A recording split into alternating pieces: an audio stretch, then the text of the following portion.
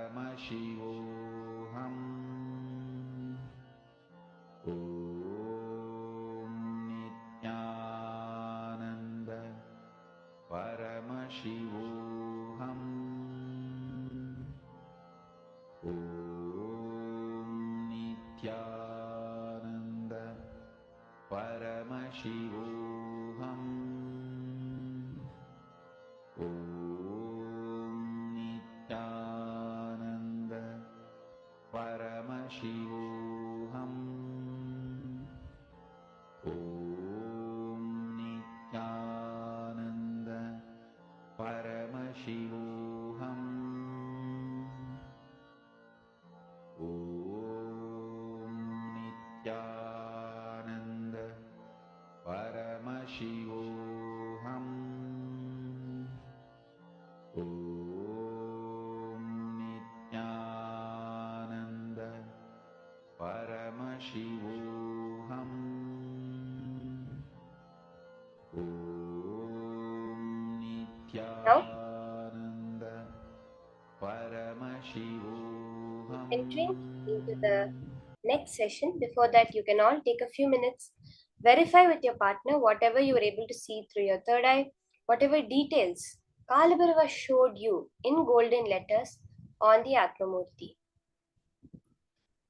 The details of the object that was given to you, you can scan, just type it down and send it. In the next session now, we're going to be understanding who exactly is Bhagavan Kalabhairava as revealed by Swamiji. So now, listen to Swamiji's revelations on Bhagavan Kalabhairava.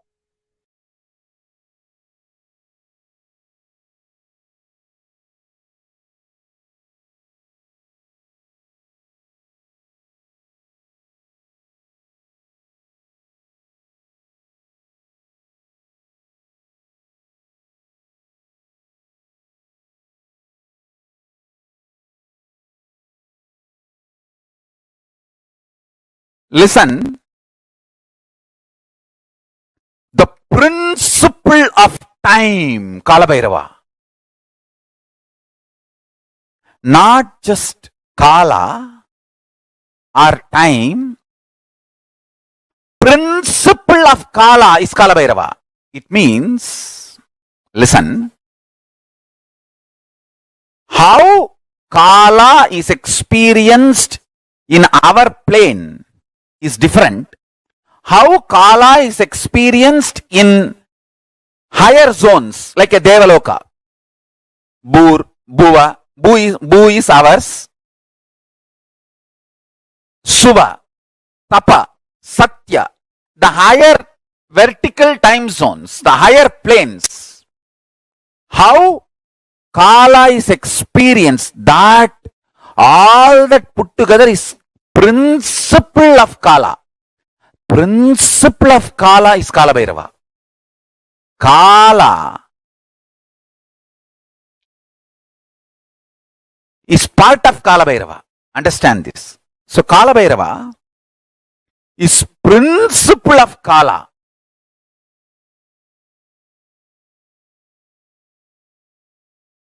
Form of Kalabhairava. Mahadeva assumed the form of Kalabhairava and removed the false identity of Brahma and gave Shivoham experience to Brahma. Each of Mahadeva's action is considered as one incarnation. When he came out and destroyed Daksha and his Yajna, that action is Virabhadra. When he came out and destroyed the arrogance of Brahma and gave him Shivoham experience, that action is Kalabhairava. See, at one point, constantly creating, Brahma forgot he is doing it because of the blessings of Mahadeva, with the energy of Mahadeva. See, the Brahma's Kamandalu, which is the sacred water, out of which he creates whatever he wants, that water is the Abhisheka Tirtha of Mahadeva.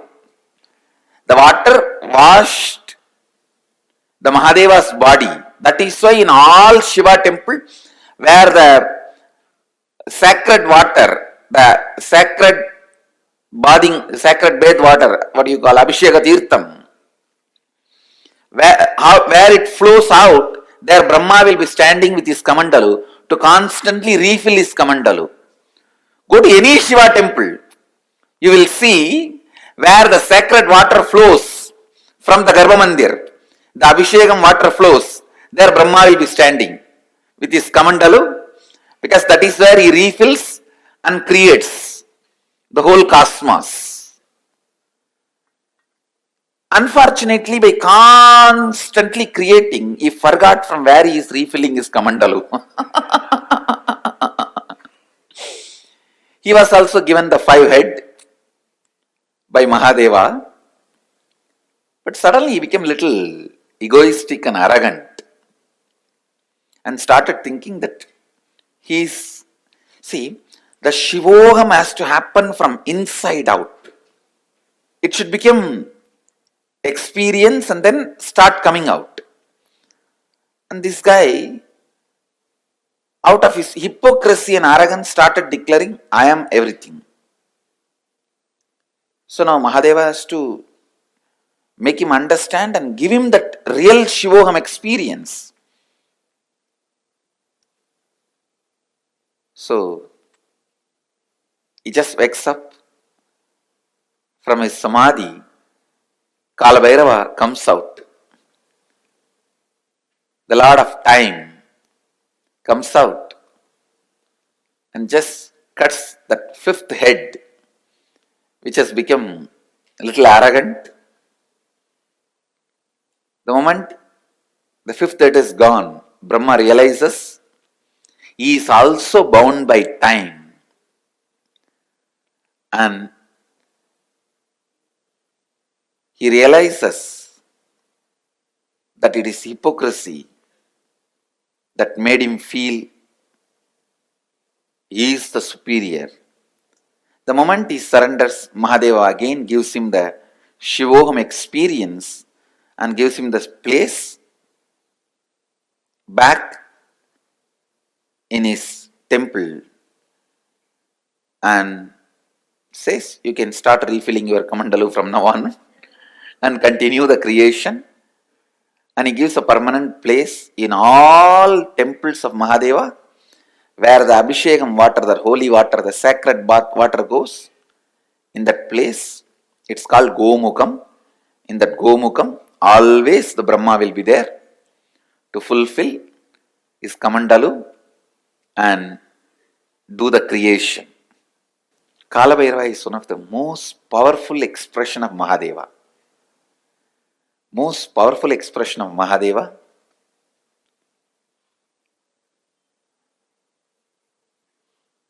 He is the energy on which all the memories are stored. All the memories are stored. Space is the energy where all visualizations are stored. Time is the energy, all memories are stored. Cosmic record keeper. All the word documents are kept with Kalbhairava. All the visual documents are kept in the space. The space, embodiment of space is Nataraja. So Nataraja keeps all the visual documents and Kalbhairava keeps all the word documents. So anything happened, happening, yet to happen, you can just ask Kalbhairava, he will pull it out and give the whole record. And moreover, most powerful expression, easily accessible. The moment you call, he will be there. That's the beauty of Kalbhairava.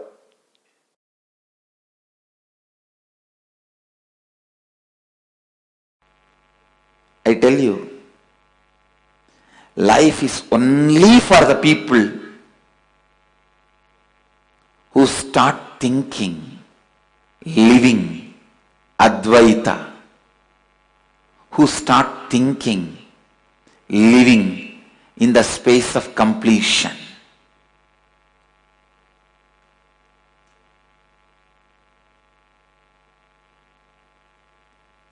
I tell you, I am revealing the logic of Kalabhairava to you.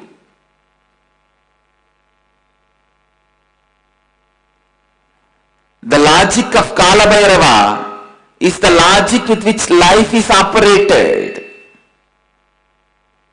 Understand? None of your questions life cares about. You go on asking questions. Why good people suffer, bad people flourish? All those questions are from your arrogance. Life never cares about your questions. Life will not care about your questions. Life will not care about your stupid rationality. Life will not care about your illogical logic. Kala, he goes on happening. He goes on happening with this one logic. Understand? Just with this one logic.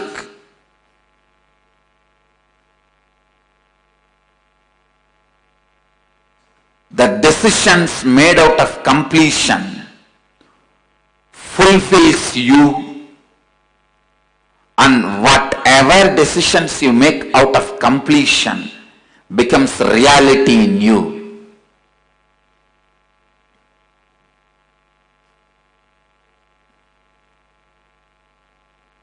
It is your decision, your courage to be in the space of completion.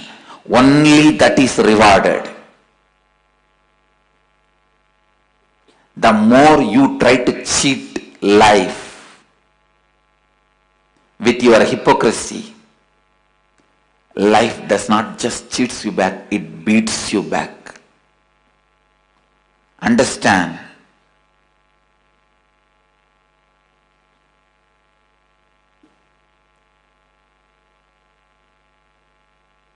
The soft, goody-goody,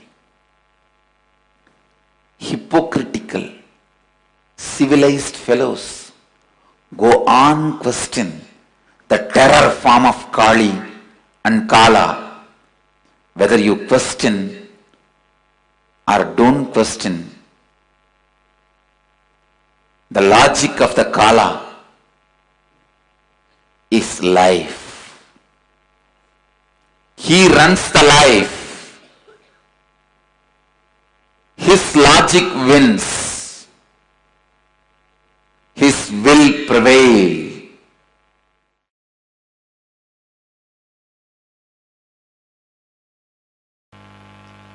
Life is not for the people who claim innocence for their ignorance, who try to claim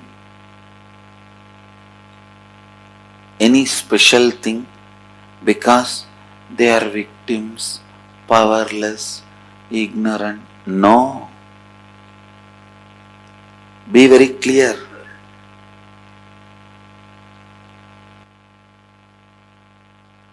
Life is run by Kala Bhairava. Kala. If you stand up with powerfulness, he will mirror that. If you stand with powerlessness, he will mirror that. If you stand up with responsibility, he will mirror that. If you stand up with irresponsibility, he will mirror that. If you are powerless, the only thing he will tell you is complete with it and get out of it.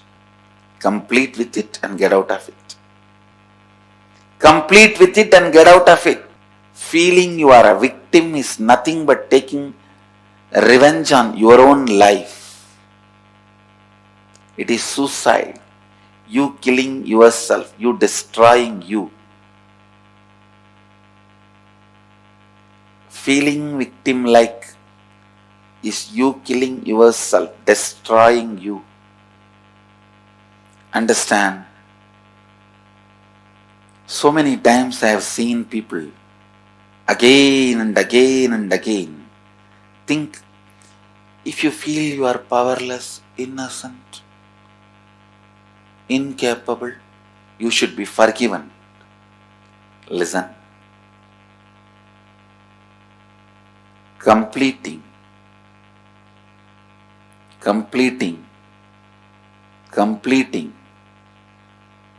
all the incompletions, getting out of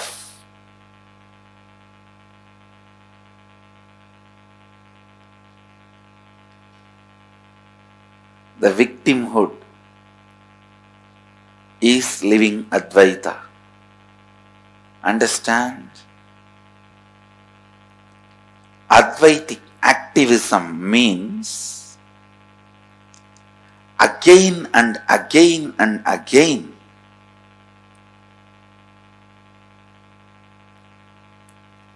bringing yourself to perpetual completion.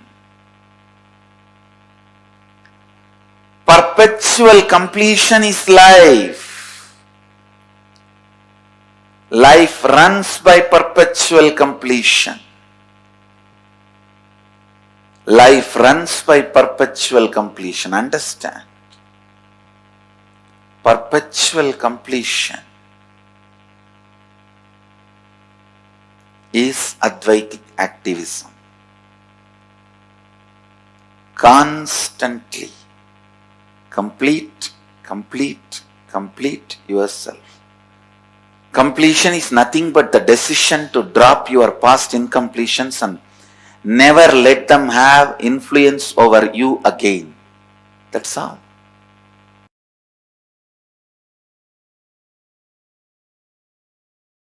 A lady devotee with a mentally little challenged child goes to Ramakrishna and asks, what wrong I did that I have got a child like this? Ramakrishna says, remember that child is God and take care, you will become enlightened. Because the simple act of giving love strengthens your kala dimension, and if you remember, cognize to whom you are giving love is God, it becomes devotion. I tell you, every time you share love, every time you use love as the strategy for your existence, the joy oozes out in your being is the strength of Kala Bhairava. Strength of Kala Bhairava. Kala Bhairava is eternally loving, caring, blissful, ferocious, ecstatic, blissful, ferocious.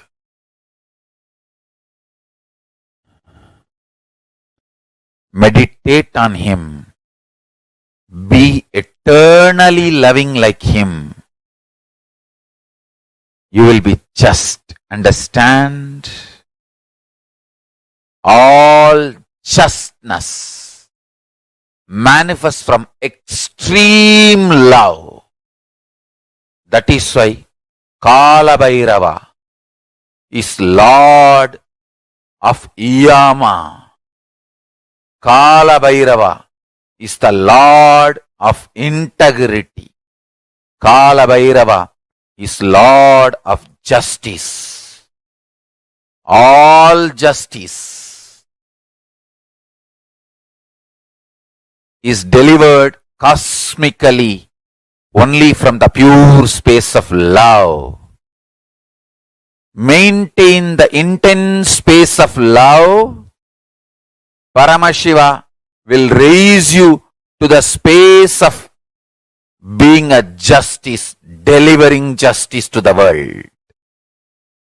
Compassionate, eternally loving are always kept in the space of delivering justice, giving justice. Understand? Extreme compassion, extreme joy, extreme ecstasy.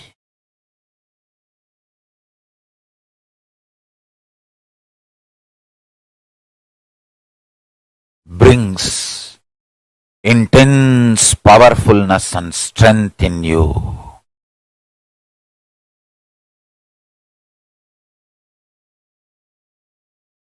Just go on be sharing smile and love to anything you see. Hug anything you see. If you don't have any object in front, hug the air.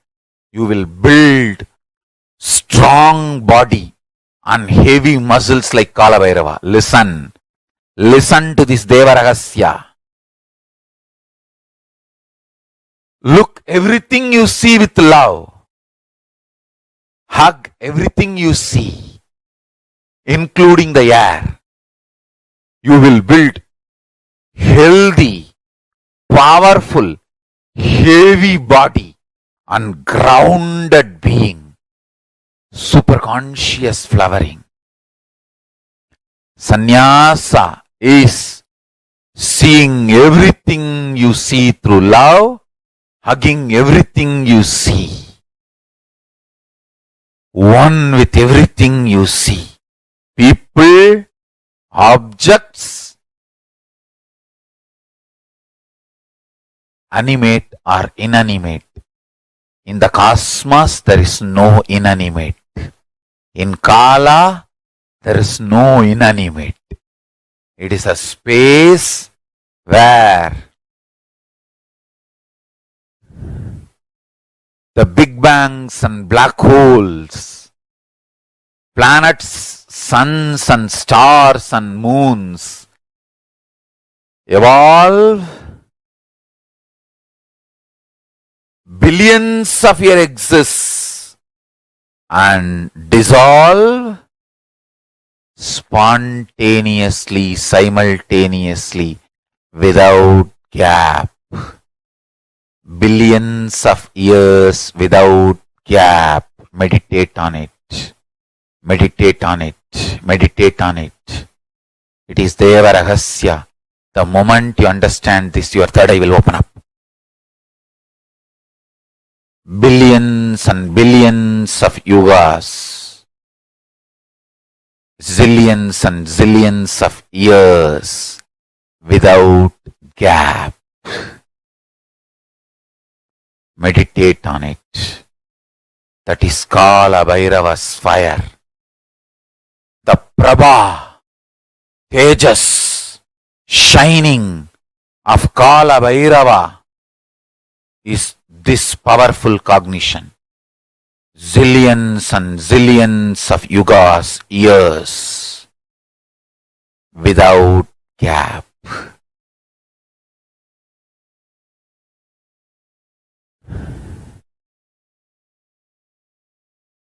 Universes, multiverses happen, exists for billions of years, dissolve, but no gap.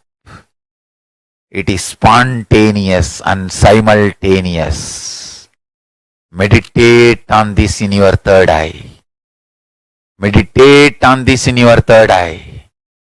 Kala Bhairava, deep compassionate being, will reveal the secret of time in your consciousness. This is the initiation. Kala without time gap. Zillions of universe opens, exists of zillions of years, yugas, dissolves without time gap. Meditate on this. Meditate on this. Meditate on this.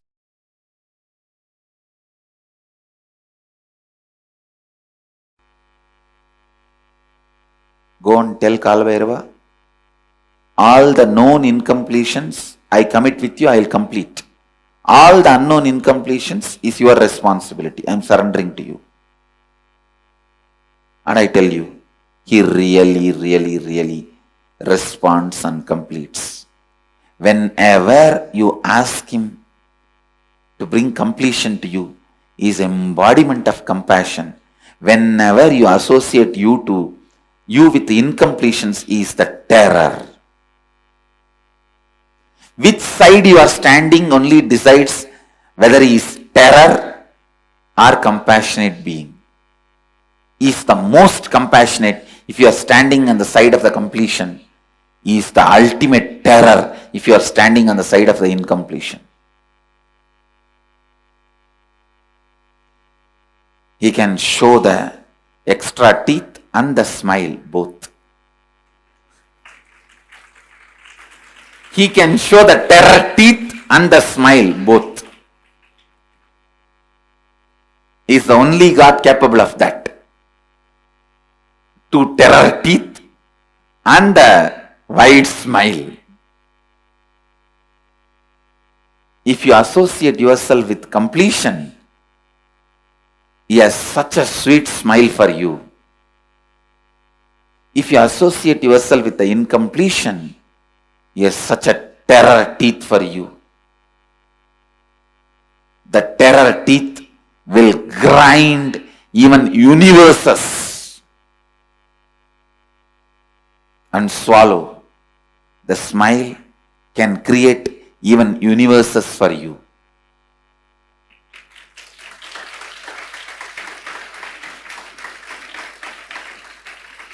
Always have this agreement with Kalabhairava. All the incompletions you make me known, I commit with you, I will complete them. I am responsible for it. All the incompletions unknown to me, you are responsible for it. And I tell you, he always agrees for this agreement because he is teaching you this agreement.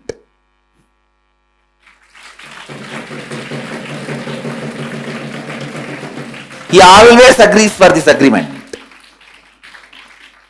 All the incompletions known to me, I am responsible. I will complete them. I will drop them. I will complete and drop them. I will never allow them into my cognition. But there are many unknown to me. I cannot do anything about it. That you are responsible. I tell you, he is the most sweetest God.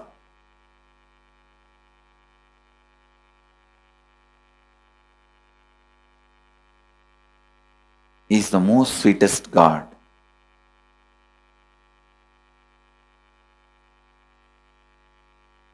He is the Lord of completion.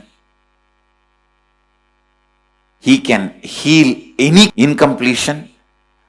Not only heal, he can just make any incompletion irrelevant. He can just make them irrelevant to your life and you. Means you will even forget you had incompletion in that area at one time. Is time, Kala, Lord of time.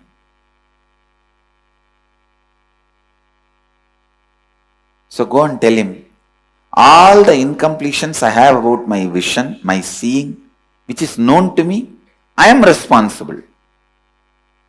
I will dig them out and complete and drop. Whatever is not known to me, you are responsible, complete them. Or make them known to me so that I can complete. Either I should be Lord of life or you should be Lord of life. No third person in between you and me. That's all. Either I should be or you should be. No unknown zone, no blind spot between you and me. Not having blind spot between you and Guru is surrender. Not having blind spots between you and Kalabhairava is authenticity. No blind spots.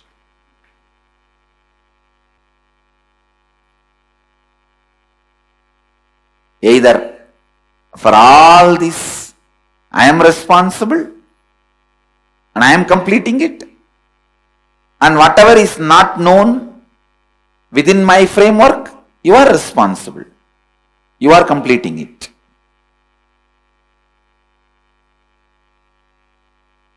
But ultimately, we are neither going to have known incompletion nor going to allow unknown incompletion. That's all. Neither known incompletion nor unknown incompletion. Both will not be allowed.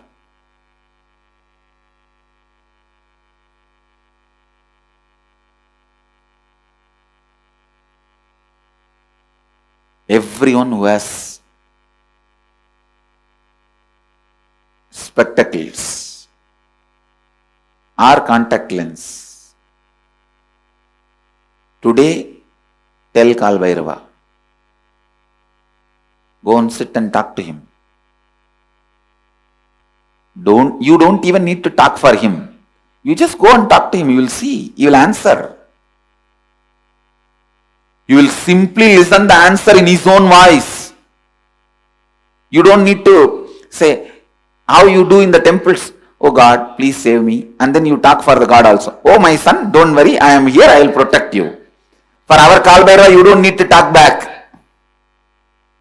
You just say, oh Mahadeva, please protect me. He will say, hey, what you are trying to act here?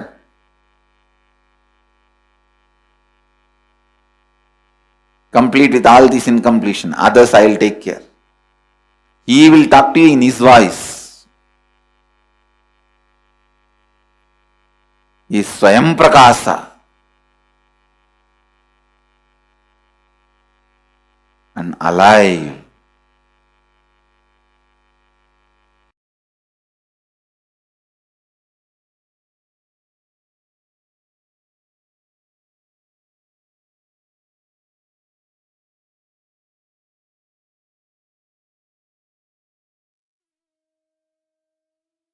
Beautifully revealed to us about how when you see Kala Bhairava and associate yourself to your inauthenticity, you'll only see the terror in his eyes and those large fang-like teeth. But when you side by your authenticity, even in his huge, between his teeth, you will see his most compassionate smile. And the most important truth Swamiji revealed, Kala Bhairava stands with grants for anything that people ask for those who take him for granted. Not just those who connect with him, those who have love. Swamiji said, those who take him for granted, Kalabhairava is with them, manifests for them.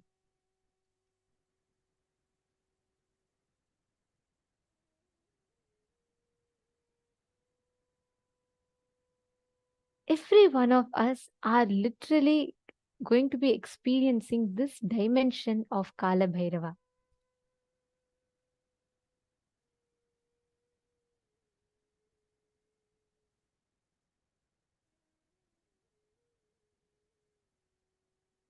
Every one of us sitting here today, we are going to be experiencing this dimension. Kala Bhairava is that space where he manifests as the Lord of time, the Lord of space, taking all of us beyond all these aspects of life, basic aspects of life, and gives us the ultimate experience of being, becoming, radiating the space of Kala Bhairava. So, what did you all click with? What did you all understand? Can I request everyone to share?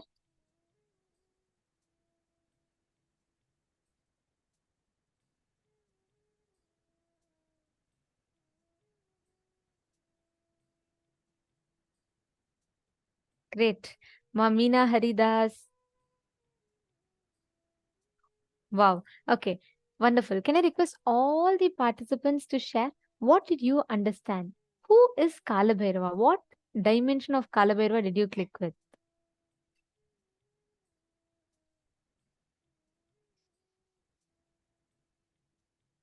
See, please understand, this is the exact principle that Bhagavan Mahakalabhairava reflects. Mahakalabhairava, the Lord of time and space, when you just sit in his presence, when you associate yourself with the incompletions, then he becomes literally Kala, death itself to you. When you associate yourself to authenticity, he becomes the most compassionate, the most powerful person who's going to be with you through all of this. And just in the presence of Mahakala Bhairava can make all the incompletions irrelevant in you, in your inner space.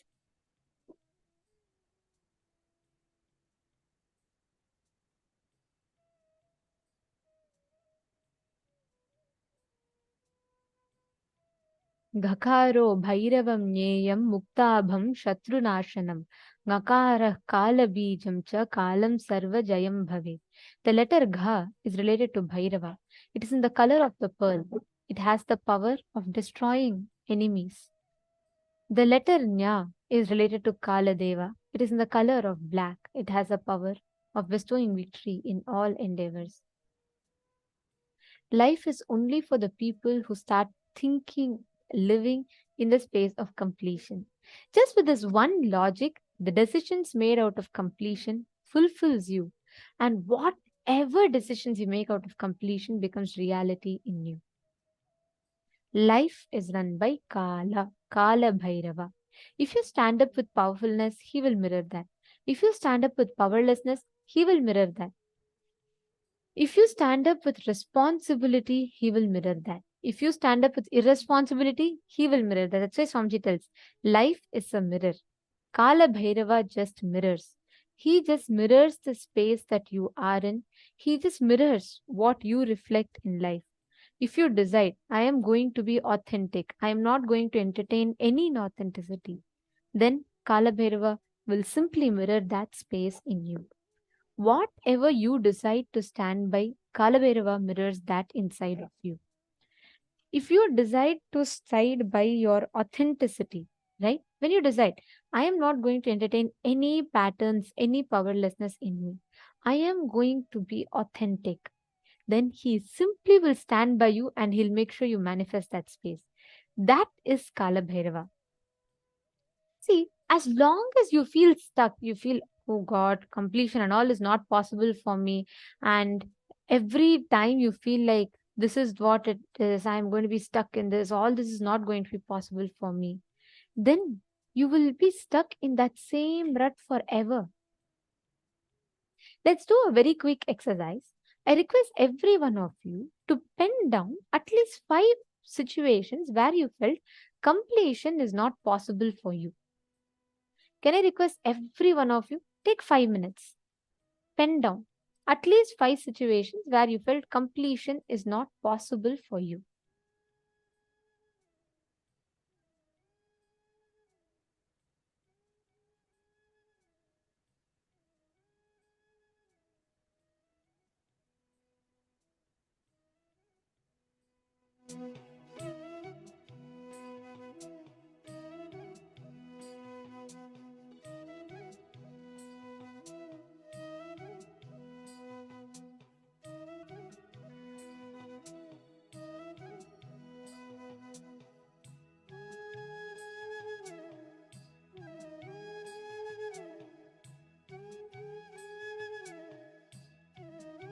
Once you pen that down, look inside and inside yourself.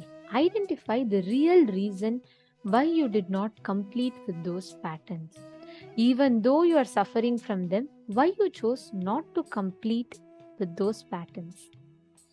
Is it because you were lazy, bored, uninspired, or arrogant? Look inside you. Identify the exact reason inside of you.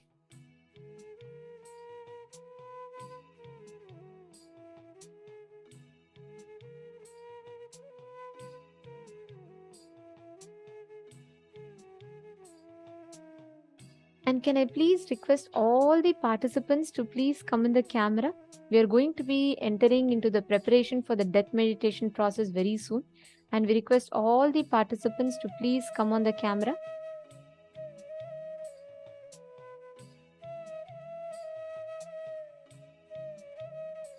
See, today's should not be missed at all. Today's is a very, very important process, and the death meditation process should not be missed by anyone. We request all the participants to please settle down and make sure you're on camera. We understand for many of you it is quite late in the night. It's your midnight time. Please make sure that you're all coming in the camera. Please settle down. Just have some water. Keep yourself hydrated.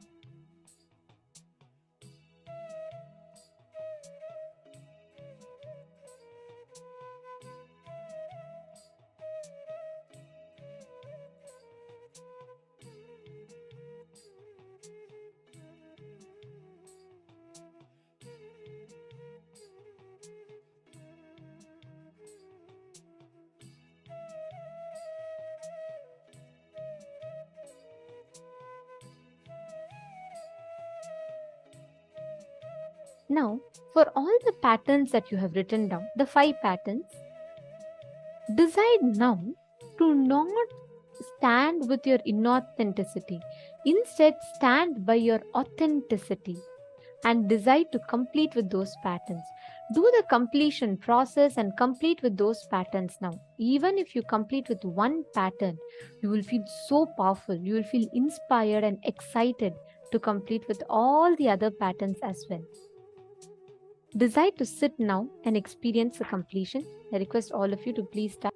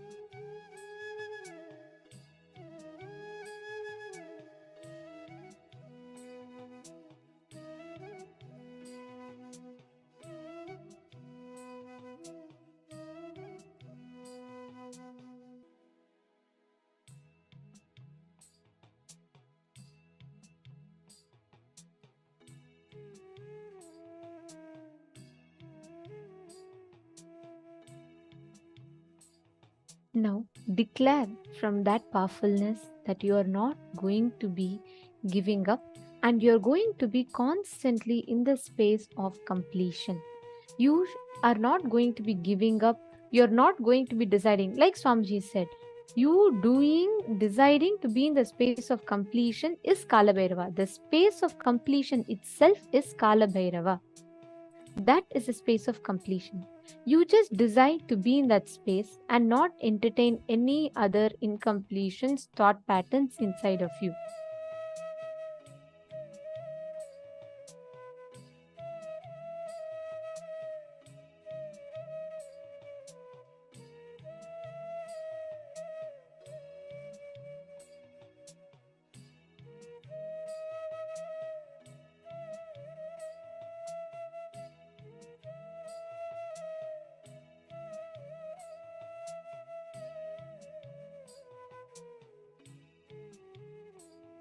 You understand? Just your decision to side with Kala Bhairava, your decision to side by your own authenticity is powerful enough. that will make sure that you are achieving that space of enlightenment. That will make sure you are always experiencing that breakthrough and that space of completion in you. That's all you need to do. Now, in the same space, let us all enter into the next session where we are going to be understanding about the very, very special initiation you're going to be receiving today, the Vishesha Deeksha. I request all the participants to please make sure you're all gathered. Please settle down.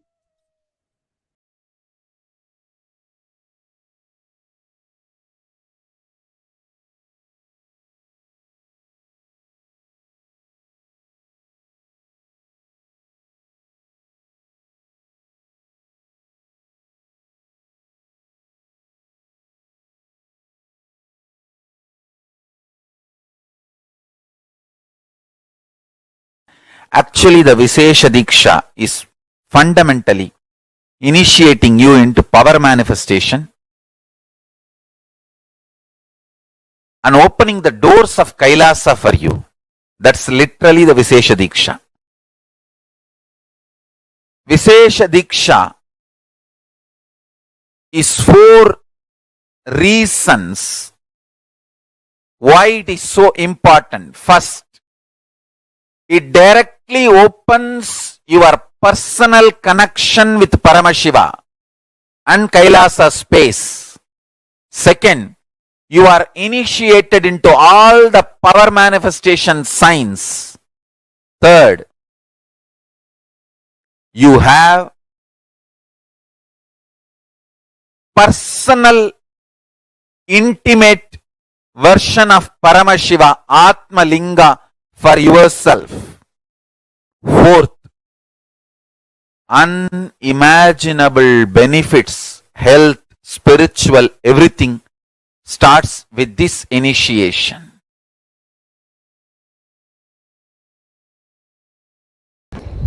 Understand, Vishesha Diksha is giving you superconscious breakthrough. The action now I am supposed to perform.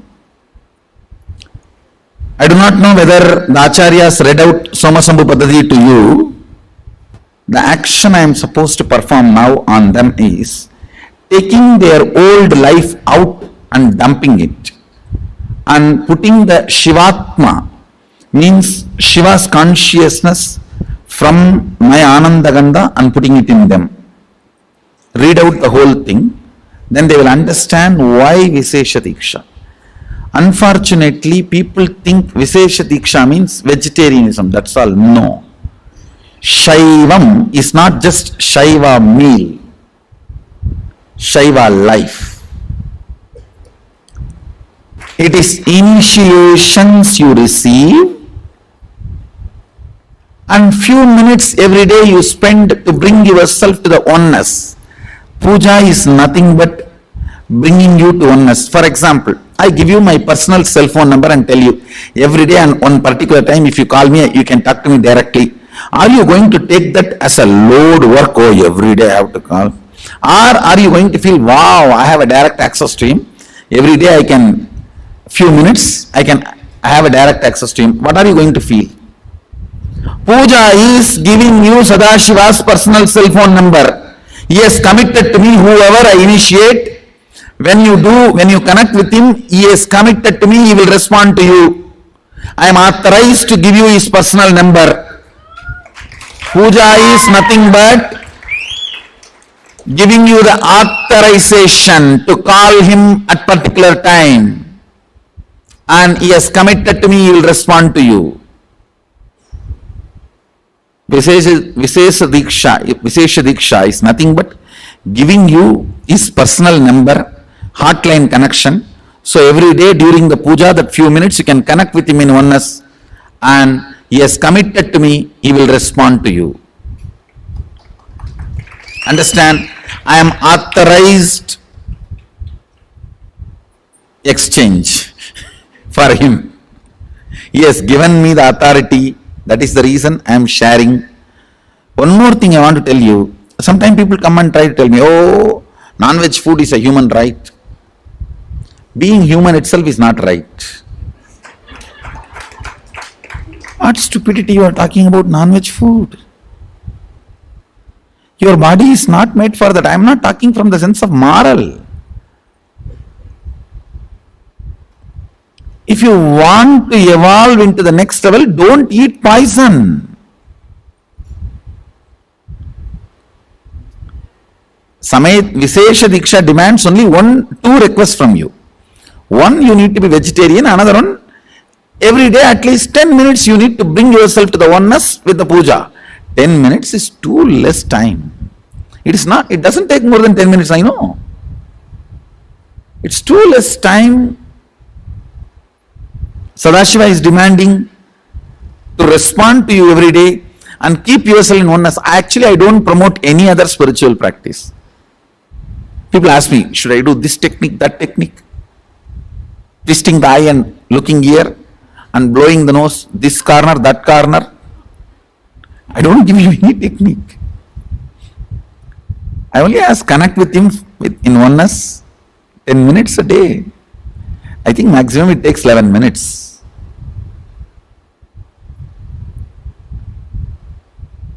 Anybody who listens to my words, I will strongly recommend you take Vishesha Diksha and become vegetarian. That will really help you. You cannot compare, understand? Whether you paid some 5,000 and came for NKY or paid few lakhs and came for MSS, that is not going to decide whether you are going to continue to manifest power and live manifesting powers. Whether you take Vishesha Diksha or not is only going to decide whether you are going to manifest powers or not. So please understand, the secret is in initiations and aligning yourself to the oneness, that's all. So I have to be integrated to Mahadeva, so I am revealing the truths as it is.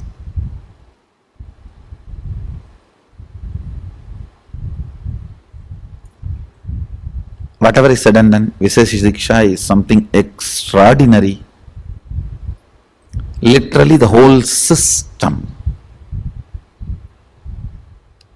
gets upgraded to the super consciousness.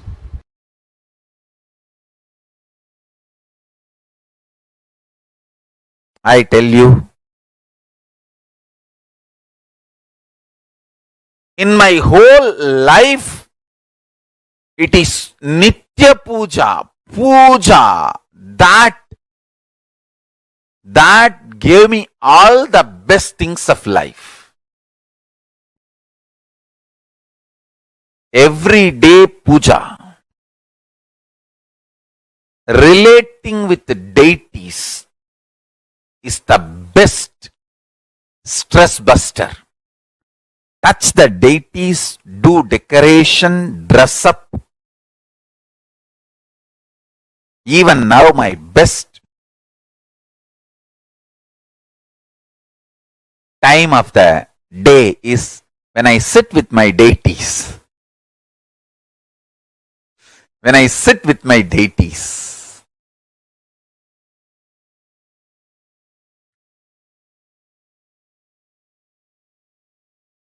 Dress up the deities, jewel them, spend time with them, talk to them, intensely pray, deeply connect and pray. Understand? You do not know the power of Archavatara. God landing in physical deity form. Never underestimate the power of Archavatara. The Archavatara is equivalent to living avatara.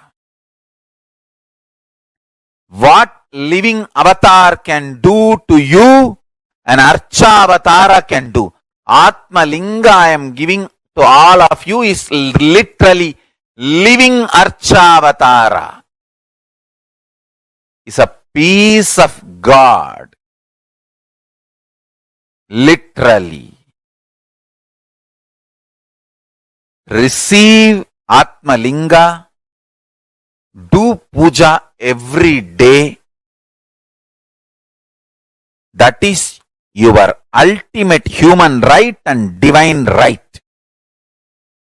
Please understand.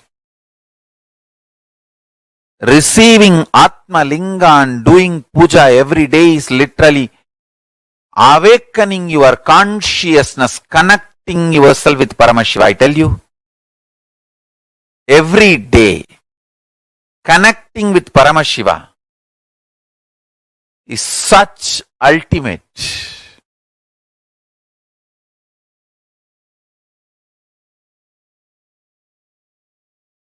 Puja is the time-tested, foolproof, ultimate stress-busting methodology. Life of bliss, ecstasy, powerfulness. The life of oneness, Paramashivoham. I tell you.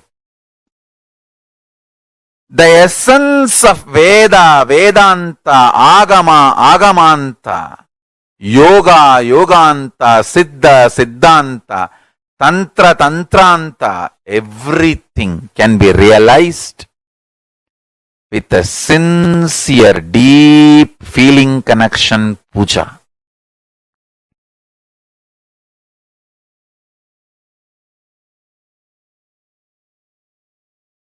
Puja is the ultimate. Especially Nitya Puja. It is just unimaginable lifestyle. We should make as many deities as possible and as many temples as possible. As many people should be inspired, initiated to do Nitya Puja.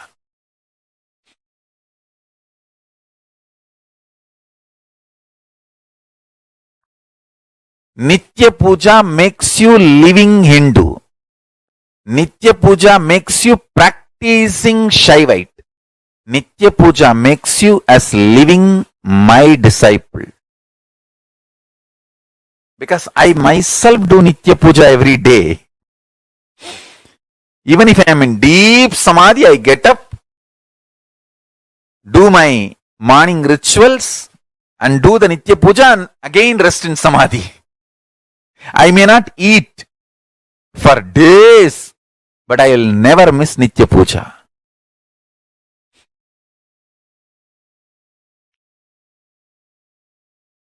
Even the people who cherish enmity towards me, they say, he somehow doesn't miss Nitya Puja. I may miss eating, I may miss sleeping, I may miss drinking water, I may miss anything but not Nitya Puja. Even when I was not allowed to take bath by doctors when I had the fracture in the right hand, I'll wipe the body. Doctors did not allow me to pour water on the body. So I'll wipe the body, keep the hand up with a plastic cover and pour water on my head and come and do the Nitya Puja.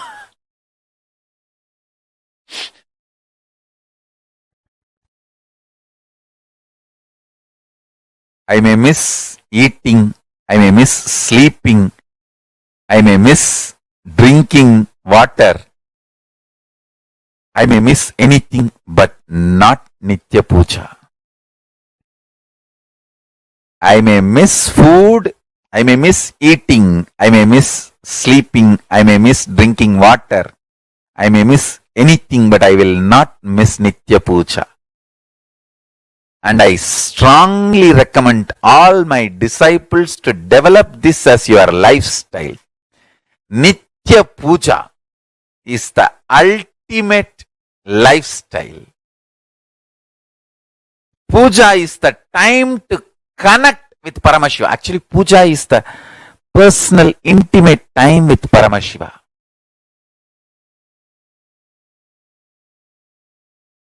You should always wear your Atma Linga on your body and every day do puja.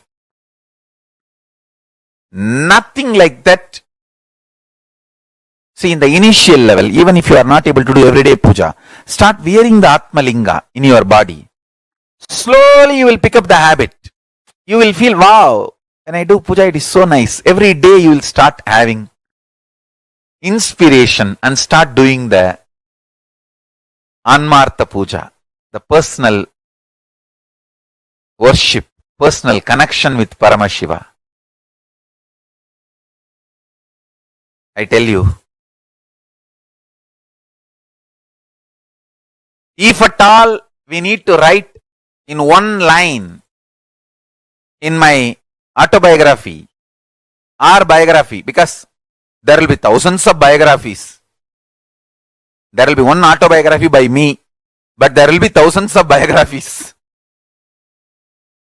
If I have to reduce the whole thing to one line, what is the one thing Swamiji never missed in his life? You can't even say breathing, because many times in Samadhi I stopped breathing. The only thing I never missed in my life is Nitya Puja. Many times I have stopped eating. Many times I have stopped sleeping. Many times I have stopped drinking water. Many times I have even stopped breathing. The only thing I have not stopped in my life is Nitya Puja.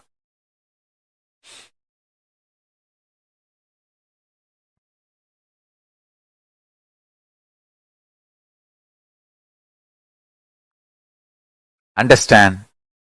It is that important. It is that important.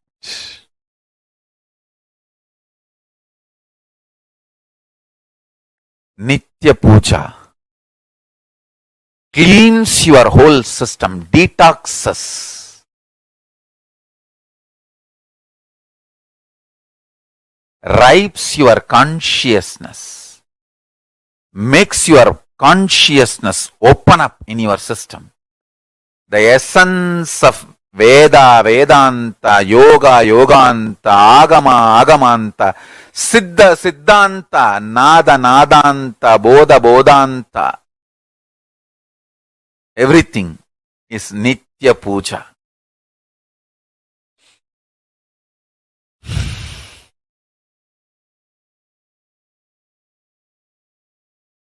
A deep feeling connection with Paramashiva.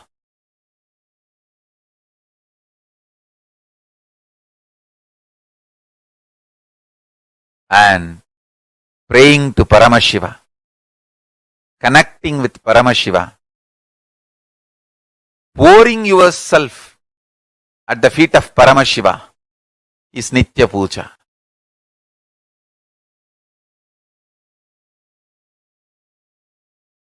All I am trying to tell you is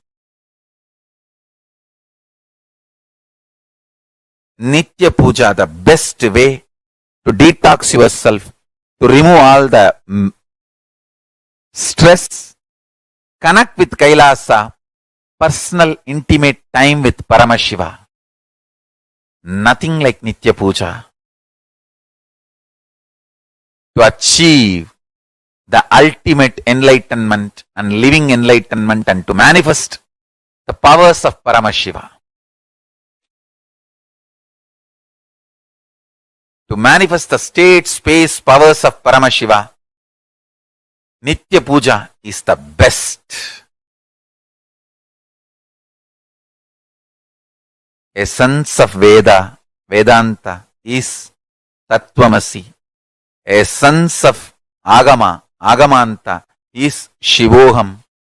Essence of what I am teaching, Veda, Vedanta, Agama, Agamanta, Yoga, Yoganta, Tantra, Tantranta, Bodha, Bodhanta, Nada, Nadanta, everything is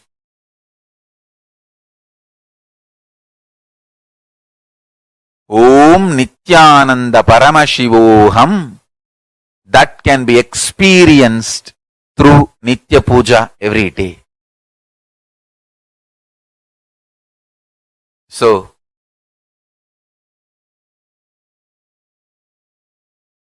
today's powerful cognition for all of you. Paramashiva is inside our consciousness. Nitya Puja is the time to connect with Paramashiva and have personal, intimate experience with Paramashiva. Sit straight, meditate on this powerful cognition.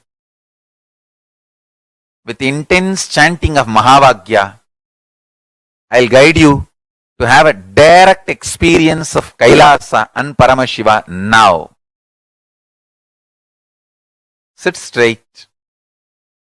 Have intense, vibrant chanting of Mahavagya, Om Nithyananda Paramashivoham, and connect with Paramashiva and Kailasa.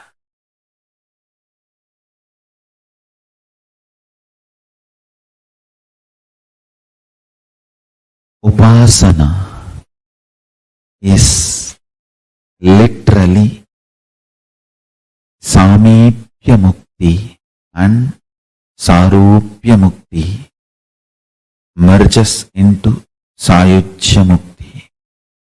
Understand? Intense prayer may start as Visishtadvaita, will evolve as Dvaita and raise to Advaita and manifest as Shuddhadvaita. Whatever level it is, prayer is the most powerful, ultimate way of connecting with Paramashiva. Intense prayer, intense prayer, intense prayer, intense prayer.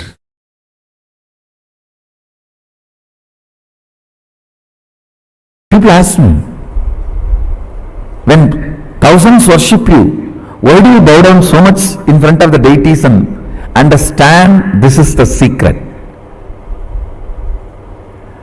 When you sit in oneness, you should know very clearly, even when I pray, I am you.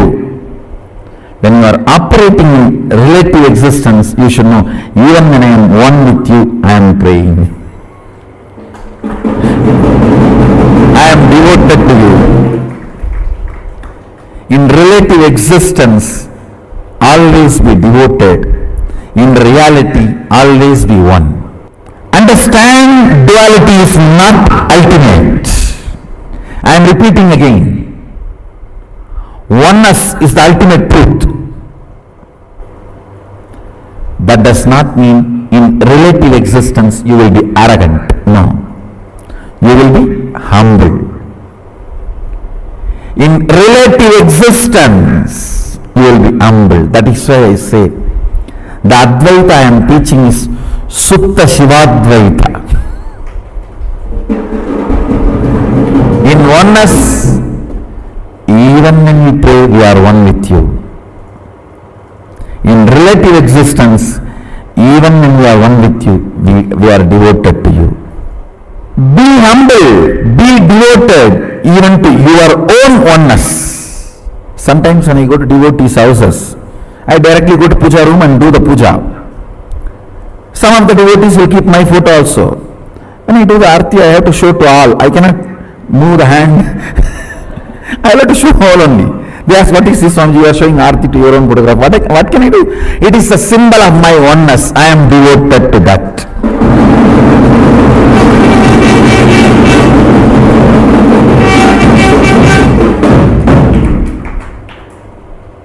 Even I bow down to. See, you have both component.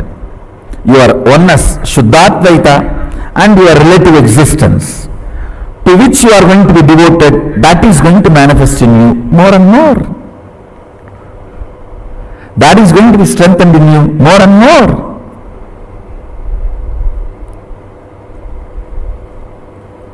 Kailasa is the space of ultimate oneness. Sachidananda, ultimate oneness. Understand? Kailasa is the space of ultimate oneness. And if you hear only the Shabda, you can read your mind. If you hear only the Nada of Kailasa, you can read others' mind.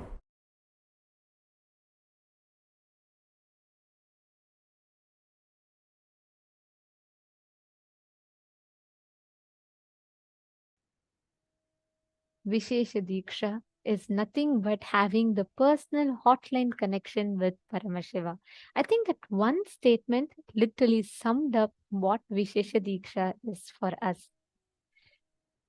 Now, I request all the participants, every one of you, to post how many of you are going to be receiving your Vishesha Diksha today. Vishesha Diksha is a level 2 of Shiva Diksha. I request all the participants to please post and let us know how many of you are going to be receiving the Vishesha Diksha today. Literally, Vishesha Diksha is a space where the Guru removes your being, puts it into his being, and reinfuses the ultimate new energy in your being. That is Vishesha Diksha. So, how many of you are taking Vishesha Diksha today?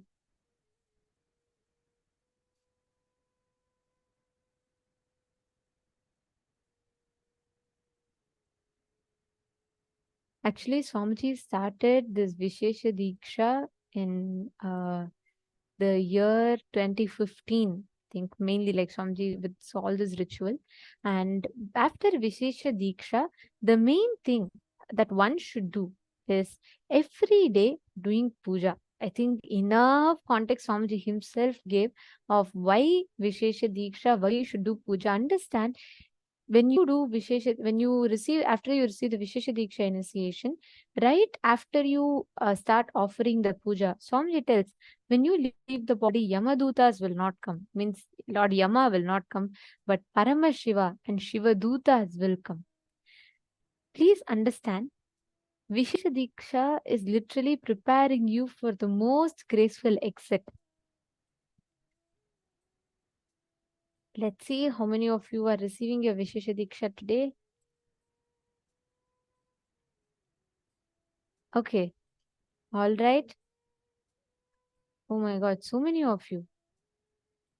Great. Ma Karin Silva, Ma Diana, Ma Eva Anderson, Ma Anna Mercedes. Very nice. Wonderful. So many of you receiving. Okay. So please understand, Vishesha Diksha is very, very simple, but the most powerful way to receive your initiation. And Asghar Aliya is receiving Vishesha Diksha, and Anais is also receiving. Very nice. So happy that Anais is also sitting and attending the sessions. Are you understanding anything? Anais, what are you understanding? How old are you? And Asghar Aliya, which place are you from? Where are you attending from actually? Sumit Agrawalaya, really wanted to tell, it is beautiful to see your sincerity. I know it is night time for you, and I see you attend through day and night of your time. You sit up, you attend. That's really wonderful. That shows like your sincerity of you wanting to experience Paramashivoham. So that is very beautiful to see you sitting and attending. Oh, very nice. Just 9 years old. Anas is doing just the right thing for him, right? 9 years old only and sitting and attending and listening to these powerful cognitions. It's just too beautiful. Gatis Jurevics is asking, okay, Gatis, please understand. It is like Vishesha Diksha is like you receiving, you are entering into, it is like you asking me, okay, can I enter into a treadmill and can I not walk? Is that okay? No, then there's no point of getting into the treadmill, right? once you receive Vishesha Diksha, you are harnessing your own inner ability, inner potential to receive, to go beyond death. So once you receive Vishesha Diksha, you should be offering the puja every day, and it is as per the guidance that Paramashiva himself has given. So every day doing Guru Puja and Shiva Puja is a must after receiving the Vishesha Diksha.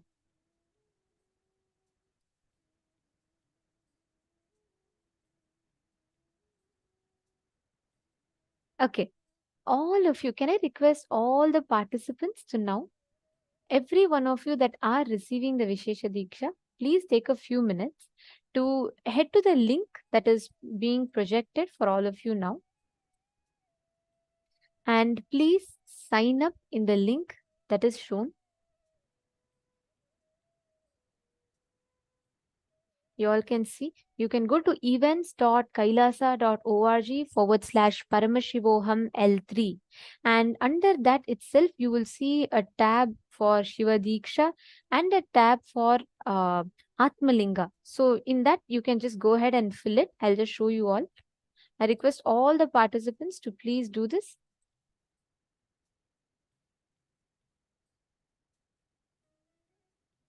You all can head to paramashivoham.org, the link that was projected for all of you. Yes. So if you go to that page, it will open up to something like this for you. And once you head there, just scroll down in the page and you will see receive Shiva Diksha, get initiated and request for Atmalinga. You will get two options. You will see one option for receiving Shiva Diksha.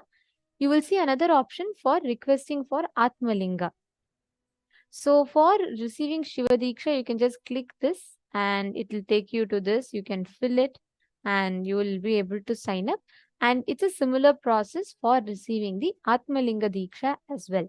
So Atmalinga is basically, if you do not have an Atmalinga already and you would like to request for one Atmalinga, you can go ahead and fill up this form.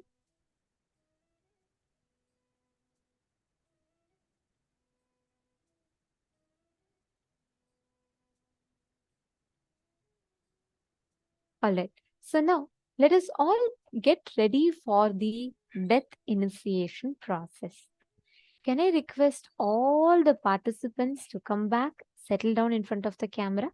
This is a very, very important session. So I request all the participants to please make sure that every one of you are here. I request everyone, please come on the camera.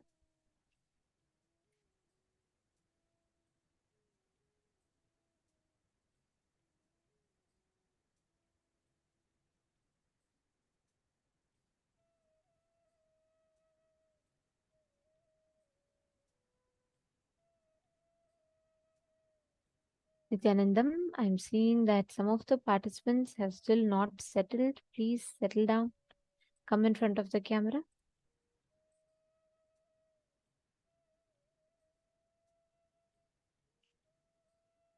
Nithyanandam, Ainishi, can I request everyone to please sit up? See, these sessions are too important. Do not miss these sessions. And this is a very, very important preparatory process for today's Deeksha. I request everyone to please come on the camera. And during the death process, if anyone is not in the camera, we will be having to move you all into the waiting room. So if we request all the participants to please come in the camera. From now onwards, all those who are not in the camera will be moved to the waiting room because we are preparing ourselves for one of the most important initiations. All the participants that are watching us in YouTube and all the other social media platforms, for you to receive this initiation, for you to be part of death process, you all also can join through the link paramashivoham.org and please join the two-way video conferencing because this session is exclusively only for the people who are ready, who are in the two-way video conferencing, because it is very important that you are in Naina Diksha to be able to receive this initiation. So we request every one of you to please have your cameras on. Nithyanandam, dear participants, can I please request everyone to come on the camera, please? From now, all the exercises, all the processes that we are going to be doing, in all of them, we are going to be having this preparation for the death process. After that, we will directly be entering into the death meditation process itself. So for the next 2 hours, please do not move. Please do not do anything else. Please do not get distracted. Please do not go into anything else. I request every one of you to please settle down. And if any of you have your friends, your family members that you don't want them to miss this at all, please call them, invite them over. Please let them join now. The death process is going to start in less than 1 hour or so. So we request all the participants to please make sure, if any of you would like to invite your friends, family members, we'll give you all a few minutes now. Please call them, invite your friends and family members. Please invite any of your friends and family members that you want them to attend the Paramashivoham program. And you all can take a few minutes. I request every one of you to call and reach out to them. Take a few.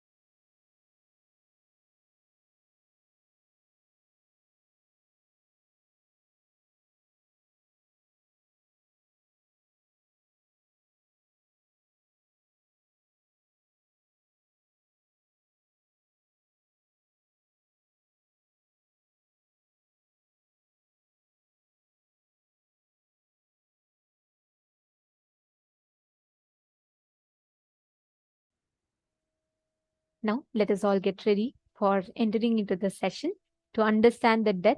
See, all the viewers that are watching us on YouTube, we will now be taking this stream off. So you will all be, for you to be part of this exclusive process, you all can join paramashivoham.org, and please join this via the two-way video conferencing where we can see you and we can conduct the process. So I request all those who are watching us now, on social media platforms, the stream will now be ending and we will be entering into the death meditation process.